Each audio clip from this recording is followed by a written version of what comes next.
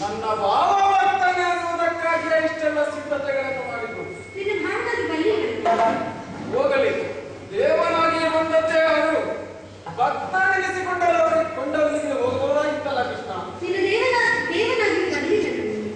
ದೇವನಾಗಿ ಭಾವನಾಗಿ ಬಂದಿಲ್ಲ ಅಂದ್ರೆ ಇನ್ನು ಏನಾಗಿ ಮತ್ತೆ ಯಾಕಾಗಿ ಬಂದೆ ನೀವು? ಏನು ಶತ್ರುಗಳ ಮನೆಯಲ್ಲಿ ಊಟ ಸಲ್ಲು ಎನ್ನುವ ಕೃಷ್ಣ, ನನಗೂ ನಿನಗೂ ಎಲ್ಲಿಯ ಶತ್ರುತ್ವ ಇಲ್ಲ. ಮತ್ತೆ ನಿನಗೂ ಪಾಂಡವರಿಗೂ ಉಂಟಲ್ಲ. ಪಾಂಡವರ ರಾಯಭಾರಿಯಾಗಿ ಬಂದವ ನಾನು. ಆ ಮೂಲಕ ನಮ್ಮಿಬ್ಬರಿಗೂ ಶತ್ರುತ್ವ ಆರೋಪಿಸಲ್ಪಡ್ತಾ ಇದೆ. ಅದೇ ಕಾರಣ ಹೌದು ಅಂತಾರೆ ಕೃಷ್ಣ. ನಮ್ಮ ಅಷ್ಟ ಪ್ರಧಾನಿಗಳಲ್ಲಿ ಒಬ್ಬನಾದಂತ ವಿದುರನ ಮನೆಯಲ್ಲಿ ಊಟ ಮಾಡಿದೆಯಲ್ಲ, ಅದು ಎಷ್ಟು ಸರಿಯೋ? ಅವನು ಶತ್ರು ಅಲ್ಲ. ವಿದುರ ಶತ್ರು ಅಲ್ಲ. ಅದು ಹೇಗೆ? ಮೊದಲೇ ಹೇಳಿದ ಹಾಗೆ ನನಗೆ ಯಾರಲ್ಲಿ ಏನೂ ಇಲ್ಲ. ವಿದುರ ತಮ್ಮ ಶತ್ರುವಲ್ಲ ಎನ್ನುವುದನ್ನು ತಮ್ಮ ತಾಯಿಯಾದಂತಹ ಕುಂತಿಯನ್ನು ಅವರ ಮನೆಯಲ್ಲಿ ಬಿಟ್ಟು ವನವಾಸಕ್ಕೆ ತೆರಳುವ ಪಾಂಡವರಿಗೆ ಲೋಕವನ್ನು ಇಷ್ಟಪಡಿಸಿದ್ದಾನೆ. ಹಾಗಾಗಿ ಅವನಲ್ಲೇ ಊಟಕ್ಕೆ ಹೋಗ್ಬೇಕಾಗಿದೆ.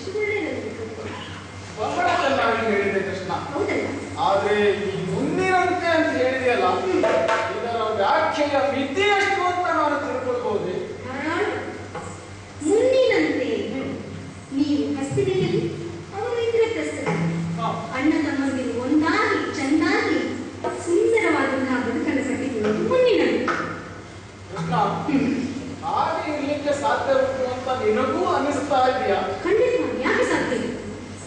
ಹಾಗಿದ್ರೆ ಭೀಮಾರ್ಜುನರು ಮಾಡಿದರಲ್ಲ ನನ್ನ ತೊಡೆ ಮುರಿವೆ ತಮ್ಮನ ಉರವನೆಂಬ ಪ್ರತಿಜ್ಞೆ, ಆ ಪ್ರತಿಜ್ಞೆಯ ಗತಿಯೇನು ಕೃಷ್ಣ? ಸುಯೋಧನ, ಏನು ನೀ ಮಾಡಿದ